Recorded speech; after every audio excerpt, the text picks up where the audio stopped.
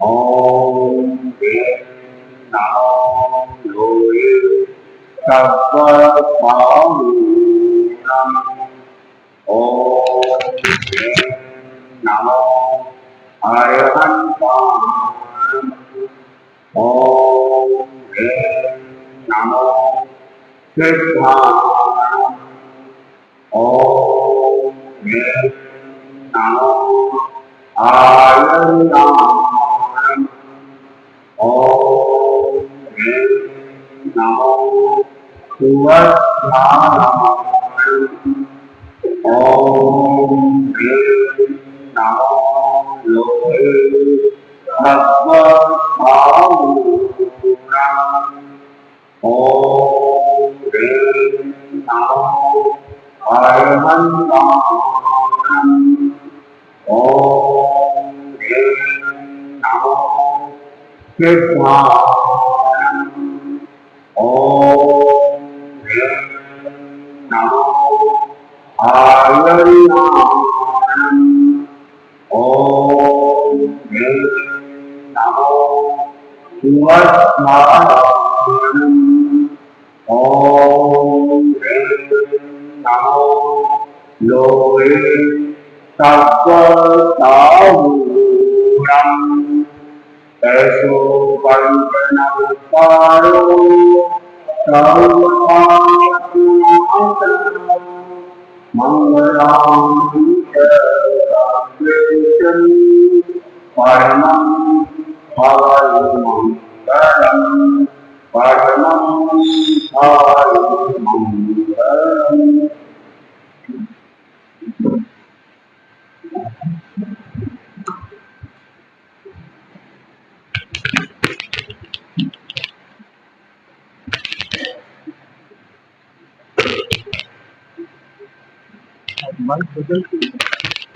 उसका आवाज सही है। आराध्य के चरणों में कोटिका नमन। परम पावन आचार्य के चरणों में कोटिका नमन। सुनील कुमार स्वामी के चरणों में कोटिका नमन। उपस्थित धर्म के भाइयों, हे प्रभु तेरे चरण हम आए, प्रभु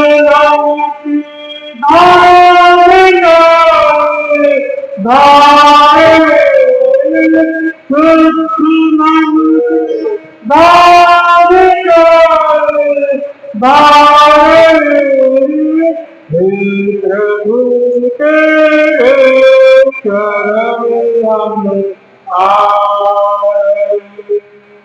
हम समर्पित हो अमर परमात्मा, हम समर्पित हो अमर परमात्मा, बंधनों से मुक्त हो हम जाए, बंधनों से मुक्त हो हम जाए। शांतिमय अंदर सद्भावना, शांतिमय जीवन बने सद्भावना, क्रोध मत ममता कपट दिल नाय, क्रोध मत ममता कपट दिल नाय। सुख करा देख ईर्षा न करे, सुख करा देख ईर्षा न करे, गुंजन बन शक्ति पद अपनाए, गुंजन बन शक्ति पद अपनाए। सत्य निष्ठा और सेवा भाव हो, सत्य निष्ठा और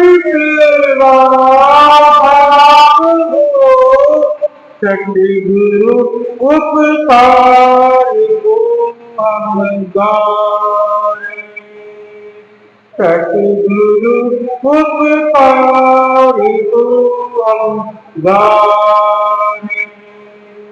हम सदा समझे पराई तेरे को, हम सदा समझे पराई तेरे को, सद्बुराई अपना मन समझाए, सद्बुराई अपना मन समझाए।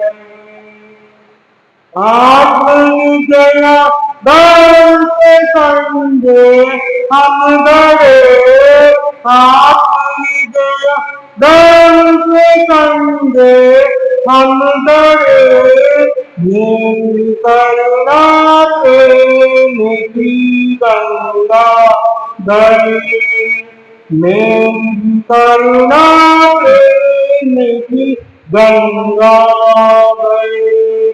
हे प्रभु तेरे चरण हम आए, शुद्ध मन से भावनाएं भाए, शुद्ध मन से भावनाएं भाए।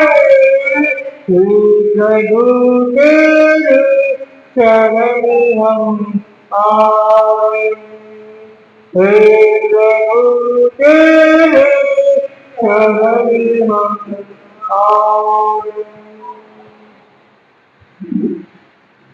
अपने बात चल रही थी सुंदरी और आप प्रभु के हो। सुंदरी भगवान के श्री चरणों में बैठ के अपने भाई के बारे में पूछती है, तो भगवान आदिनाथ भी पूरी बात बताते हैं कि तुम्हारा भाई बाहुबली विकसित हो गया है, मुनि बन चुका है और वो जंगल में 1 साल से कायोत्तर की मुद्रा में खड़ा है, ना तो कुछ खाया है ना तो कुछ किया। और बात सिर्फ एक छोटी सी बात को लेकर अहंकार आ गया है कि मैं अपने छोटे भाइयों को वंदना करना पड़ेगा, इसलिए मैं प्रभु के चरणों में नहीं जाऊंगा। बस वो एक अहंकार अब उनको साधना में लगा दिया है, कायोत्तर की मुद्रा में लगा दिया है और उस एक छोटे के अहंकार से वो झुकना नहीं चाहती और 1 साल की कड़ी तपस्या करते हुए कठिन तपस्या करते हैं, ना तो खाना ना पीना, ना तो बारिश की चिंता, ना धूप की चिंता। कितने तो चीजों ने घोंसला बना दिया शरीर पे और कितने तो पेड़ पौधे उग गए शरीर पे, लेकिन उनकी तो परवाह ही नहीं है। बस अपना आत्म कल्याण करना है उनको, बस अपने आप में रमे हुए। और दोनों बहनें प्रभु की आज्ञा मानते वो भाई को समझाने के लिए जंगल की ओर बढ़ जाती है।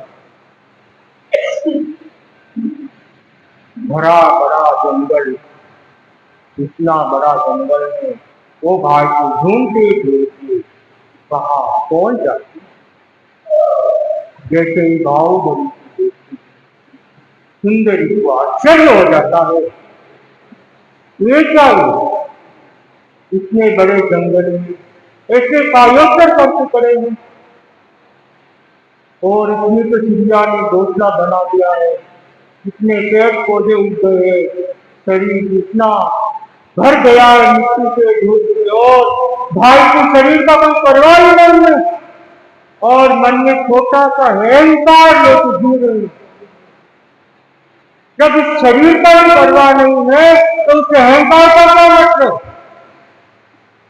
बहन अपने मन में सोच रही है और धीरे से आज दोनों बहनें नजदीक आकर वंदना करती है और घर भर के लिए क्षण के लिए बैठ जाती है। कि दोनों बहनें एक स्वर में आवाज लगाती है, भैया हाथी से नीचे उतरो। अब वो दोनों बहनें उसी बात को बार बार रिपीट करती है, बार बार दोहराती है कि भैया हाथी से नीचे उतरो, भैया हाथी से नीचे उतरो। अनुप्रेक्षा करने बैठ जाती है लोग। भैया को कायम करती मुद्रा में खड़े धीरे धीरे उसकी कान में आवाज घूमने लगती है कि भैया हाथी से नीचे।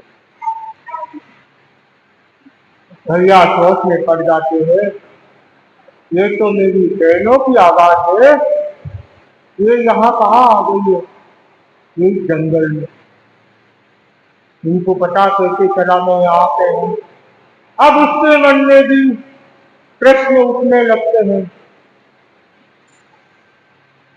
शायद छठी मुद्रा में सोचने लगते कि मेरी बहनें क्या महल से आई है। फिर ज्ञात होता है कि दोनों ने तो दीक्षा ले ली है, साध्वी बन रही है, और ये क्या अब गलत का यूज कर रही है कि हाथी के नीचे उठे। साधु को तो असत्य बोलना नहीं है, ये असत्य किससे बात कर रही है, ये तो साधिया बन रही है।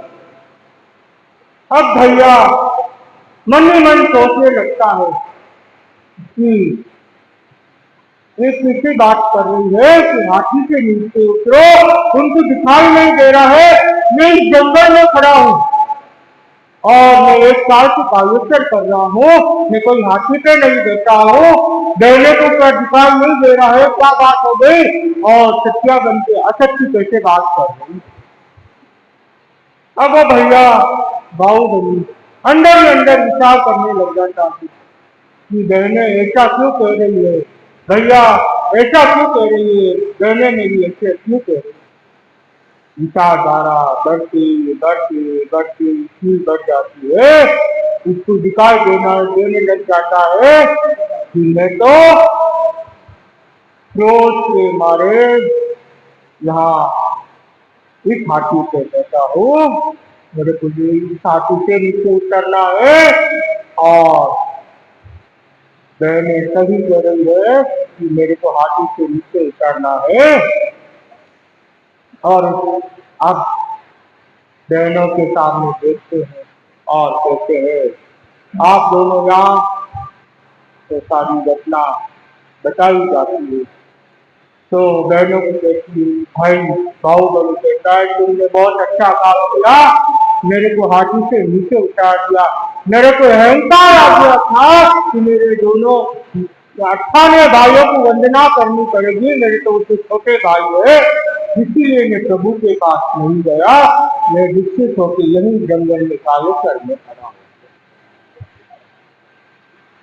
दोनों बहनों का ये बात सुनकर बहनें खुश हो जाती और बाहुबली के मन में जैसे जैसे वो बात घूमने लगती है कि मैंने इतना बड़ा पाप कर दिया, इतनी बड़े गलत फहमी मैंने पाल ली, अहंकार गलत फहमी मैंने अंदर पाल ली। और जैसे ही अहंकार चूर चूर होता है, प्रभु को बाहुबली को केवल ज्ञान की कुछ ही दिनों में केवल ज्ञान प्राप्त हो जाता है। दोनों बहनों की प्रयास सफल हो जाती है और प्रभु के श्री चरणों में पहुंच जाती है। लिखा है कि इन दोनों बहनों का पहला प्रयास था किसी को बोध देने का और बोध देके उसका कल्याण कर। बाहुबली की मोक्षगामी बन जाती है। साथ में सुंदरी भी मोक्षगामी। इसी के साथ ये सुंदरी की कहानी आज समाप्त हो रही है।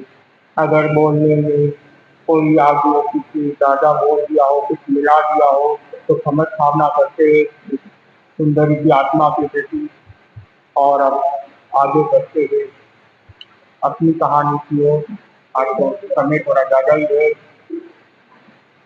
अब मेरे प्रति का मन का आदेश हो चुका था और किताब देख देख के दिमाग में थोड़ी टेंशन भी थी। एक तरफ खुशी, इतनी अपार खुशी थी कि कोई विस्तार नहीं था किसी का, लेकिन वो किताब देख के थोड़ी सी टेंशन।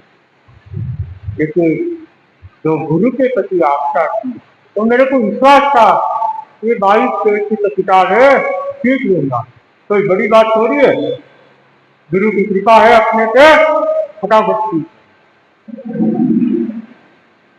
और मुनि जी को पाठ शाम को पढ़ने के लिए आया। मुनि जी को मैंने कहा आज से प्रतिक्रमण चालू करा दो, आज दिन अच्छा है, अब से क्रिया का दिन है, आज आप ऐसे तो गुरुदेव ने कृपा करा दी, आप आज आप भी कृपा करो। तो मुनि जी ने फरमाया ठीक है, आज से चालू कर लो, लेकिन जेल तक पूरा होने के बाद ही आपको प्रतिक्रमण सिखाया जाएगा। आज एक बार दिन अच्छा है तो आज चालू कर दो। तो मैंने बचपन में 4 पाटियां सीखी हुई थी जब 12-13 साल का था, उसके बाद तो कोई सिखाता हुआ ही नहीं था, तो 4 पाटियां थोड़ी बहुत याद थी। तो इच्छा नहीं पड़ी तो उनकी गाने जैसे मैंने वो फटाफट बोल दिया, अशुद्धिया थी, बोल दिया। तो मुनि जी ने फरमाया आपको तो आती है? मैंने बोला बचपन में सीखी थी, 12-13 साल का था, अभी तक याद है आपको? मैंने बोला कैसे याद है, तो मेरे को पता, लेकिन इतना तो याद। फिर मुनि जी ने बोला आज तो इतना ही ठीक है, आगे को याद करो, सितारो पुराने 25 बोल तक आपका समय हो गया। एक क्रम बना हुआ था, सुबह से शाम तक याद करना, और रात के 11 सुनना के बाद जो भी याद किया है उसको वापस सुनाना। मुनि जी कभी पुराना नहीं भूल जाए, नया ठीक है और पुराना भूल नहीं जाए। तो वो क्रम बना हुआ था, वो टाइम सब फिक्स हुई हुई थी हमारी। और शाम का टाइम 25 बोल, संस्कार बोल, जितना दिन प्रवेश याद किया होता उसने फिर खुशी का तो पार नहीं था। समय होने के बाद सोने के लिए भेज दिया, तो मैंने घर से सबको फोन किया, प्रतिक्रमण का आदेश हो गया है, प्रतिक्रमण का आदेश हो गया है। क्यों उस टाइम कोरोना चल रहा था, आने जाने का तो कोई साधन नहीं थे और मोबाइल यूज नहीं करना था। फिर भी रात को मैं मोबाइल यूज करता था, मना ही थी मोबाइल यूज करने की, लेकिन रात को मैं मोबाइल यूज करता। लेकिन महाराज को बताया होता, पीसी कुमार जी स्वामी को बताया होता कि मोबाइल मेरे पास है, लेकिन मना किया हुआ था कि खाली रात को कभी कभी इमरजेंसी यूज करना, बाकी कम यूज, जितना हो सके उतना कम यूज करना। तो परिवार वालों को सबको को तो मम्मी ने एक बात और बोल दी, तो मेरे को टेंशन हो गया कि तुमने तो वादा किया है कि शादी होने के 1 साल बाद दीक्षा लूंगा, प्रतिक्रमण का आदेश तो आ गया है, दीक्षा तो कभी भी हो सकती है। अब तो प्रतिक्रमण का आदेश आने का मतलब 90% दीक्षा फाइनल हो गई। और मम्मी ने बोला अभी तो उनकी सगाई नहीं हुई और तुमने उनको तो प्रॉमिस किया हुआ है, वादा किया है 1 साल बाद दीक्षा लूंगा। मैंने कहा अभी चिंता मत करो, प्रतिक्रमण सीखने में कम से कम 1 साल तो मेरे को भी लग जाएगा, हिंदी तो है नहीं, हिंदी के वर्ड तो जल्दी जल्दी आ जाए, लेकिन चिंता। लेकिन वो दिमाग में मेरे भी डर गई थी थोड़ी सी, हाँ ये बात भी सही है, अब प्रतिक्रमण का आदेश हो गया तो दीक्षा तो कभी भी आ सकता है, आदेश तो जैसे कोरोना खुल जाए ना आदेश आ जाए। अब इधर प्रतिक्रमण सीखना चालू कर, और गुरु की कृपा अपरंपार होती है। जब भी मैं प्रतिक्रमण की किताब खोलता पहले तो डर लगता, लेकिन याद करने से पहले गुरुदेव को याद कर लेता, पहले उनको मन ही मन वंदना कर लेता। ऐसे तो सुबह 4 बजे हम वंदना करके आ जाते थे, फिर भी मुनीषी के सामने बैठा रहता, मैं गुरुदेव को वंदना कर लेता और गुरुदेव का नाम लेकर चालू करता। रोज की 1 पाठी लगभग सीख ही लेता, कच्ची पक्की 1 पाठी सीख। ऐसे करते करते महीने भर में आधा परिक्रम पूरा हो गया। अब वो खुशी का पार नहीं रहा, अरे इतना जल्दी जल्दी हो रहा है, इतना जल्दी जल्दी हो रहा है। उसके बाद क्या हुआ पता नहीं, अगले दिन पढ़ने बैठा, सुबह से शाम तक एक अक्षर भी याद नहीं। एक दिन हो गया, 2 दिन हो गया, 3 दिन हो गया, एक अक्षर याद करने में 3 3 दिन मुनि जी ने मेरे को अच्छी तरह से डांट दिया कि अब तुम्हारा करने में कोई इंटरेस्ट ही नहीं है, सारा दिन अब मोबाइल में रहते हो, क्या करते हो यहाँ बैठे बैठे सारा दिन? या तो सोते हो या तो मोबाइल में रहते हो। अच्छी तरह से डांट। फिर मैंने मुनि जी को कहा, महाराज पता नहीं मेरे को, अब तो 3 4 दिन से कोई चीज याद ही नहीं रहती है, आप कृपा करा मंगल पाठ सुना दीजिए गुरुदेव का। एक दिन बोला, मुनि जी ने कोई जवाब नहीं दिया। 2 दिन बोला महाराज, वो मेरे को उल्टा डांटा जाए कि आप तो करने में इंटरेस्ट नहीं है, कर नहीं रहे हो, कर नहीं रहे हो। फिर तीसरे दिन मेरे को थोड़ा सा गुस्सा ज्यादा। मैंने महाराज को कहा, महाराज आज 5 दिन हो गए, एक अक्षर याद नहीं किया मैंने, आप भी कोई ध्यान दे नहीं रहे हो। मैं 2 दिन से कह रहा हूँ कुछ हो गया मुझे, अब गुरुदेव से मंगल पाठ सुनवा रहे हो। अब मैं ही जाता हूँ डायरेक्ट मंगल पाठ में, अब मैं आपके भरोसे नहीं। इतना सा मैंने थोड़ा सा जोर से, मुनि जी ने कहा चलो तो साथ ही चलते, चलो महाराज गुरुदेव से आज्ञा ले रहे क्यों, कोरोना काल चल रहा है, एंट्री अंदर है नहीं और आज्ञा बिना जा नहीं सकती, तो मैं पहले गुरुदेव से। मुनि जी ने निवेदन किया गुरुदेव, गुरुदेव ने कहा बुला दी। गुरुदेव ने मंगल पाठ सुना, उस दिन से वापस थोड़ा थोड़ा याद होना स्टार्ट। और दिन बीते जाए, प्रतिक्रमण याद हो रहा है और इधर कोई समाचार नहीं आ रहे मुझे कुछ, ना तो फोन का आता है 8 दिन में 10 दिन में एक तो, लेकिन कोई खुशखबरी के तो समाचार ही नहीं थे। मैं पूछ रहा था क्या हुआ, कुछ नहीं हुआ, कोई पसंद आ नहीं रहा है, कोई आ रहा है तो वो नहीं आ रहा है, ऐसा तो क्या बात सारी जा रही। मैंने कहा प्रतिक्रमण पूरा होने आया, दीक्षा कभी भी हो सकती है, और अपने तो बात हुई है 1 साल बाद दीक्षा लेने की, अभी तक तो सभी को ही पता नहीं है तो शादी कब होगी, कभी 1 साल पूरा होगा, कब मेरी दीक्षा होगी। हाँ गुरु की कृपा होती है, वहाँ किसी चीज की देरी नहीं होती। चौमासे के 3 4 दिन बाकी थे और शायद पांचम या छठ होगा, आषाढ़ी की पांचम छठ को फोन आया मेरे पास साली जी का कि हमने लड़का देख लिया है, लड़का पसंद आ गया है और नम को शादी है और आपको भी आना है। तो मम्मी को हमने फोन कर दिया, मैंने कहा 3 दिन में शादी और सगाई हो गई, आप बता रहे हो मेरे को क्या, कल ही फाइनल हुई है रात को। 2 3 दिन में सब कुछ हो गया कि हाँ 2 3 दिन में सब कुछ फाइनल हो गया। अब तो मेरी खुशी का तो पार ही नहीं रहा, चलो ये काम तो हल्का हो गया और 3 दिन में शादी हो गई और हल्का हो गया। और मैं बोला कि कोरोना चल रहा है, गाड़ियां ट्रेनें बसें सब बंद है, हम तो वहां पहुंच नहीं सकते। मैं कहा जो करना है कर कर आके नक्की कर, जब खुलेगा तब हम आ जाएंगे। और मम्मी ने भी ऐसे ही कह दिया जब खुलेगा तब आप आ जाएंगे, शादी कर आके नक्की कर। 5 महीने का चतुर्मास है, चतुर्मास में कोई भी दूसरा भाटे नापने वाले बहुत है, कोई टाल दीजिएगा और टूट जाएगी, तो गई कर आके न उनकी शादी हो गई और यहाँ चतुर्मास लग गया। गुरुदेव हैदराबाद कॉलेज में गिरा गए थे, हम लोग कॉलोनी में गिरा गए थे, दिनेश मुनि के साथ में गिरा रहा था, वहां पे अध्ययन कर रहा था। गुरुदेव ने मेरे को पहले ही भेज दिया था हैदराबाद गाड़ी में कि पैदल नहीं चलना है आपको, गाड़ी में आप पहुंच जाओ। तो मैं तो हैदराबाद पहले ही पहुंच चुका था और मैं कॉलोनी में मुनिषी के साथ में था और गुरुदेव कॉलेज बजा चुके थे और वहां पे गुरुदेव ने 1 घंटे का दर्शन आज खुला हुआ था कि 9 से 10 दर्शन कर सकते थे। तो फिर एक दिन मैं भी पहुंच गया दर्शन करने, गुरुदेव को वंदना करके निवेदन किया, गुरुदेव प्रतिक्रमण थोड़ा सा बाकी रह गया है, प्रतिक्रमण पूरा होने वाला। गुरुदेव ने कहा ठीक है। फिर उस दिन सभी साधु संतों के दर्शन करके वापस हम आ गए। और जब गुरुदेव सबको वहां बुलाया, जैसे जिस भवन में चतुर्मास करना था वहां प्रवेश हो चुका था, वो उसी दिन होने वाला था। उसी दिन सब साधु साध्य जो कि बाहर से रहते हैदराबाद में, सबको उसी दिन वहां पे बुला लिया। तो समाचार भेजे बैरागी कि उनको भी लेके आ गए। तो हम सब वहां पहुंचे। अब कल सुनते हैं आगे क्या होता है हैदराबाद में, कैसे शतमात निकलता है और आगे क्या क्या सीखने को मिलता है, क्या आगे होता है जिसका नहीं होता है। अब कल सुनने की दिखाता हूँ मैं।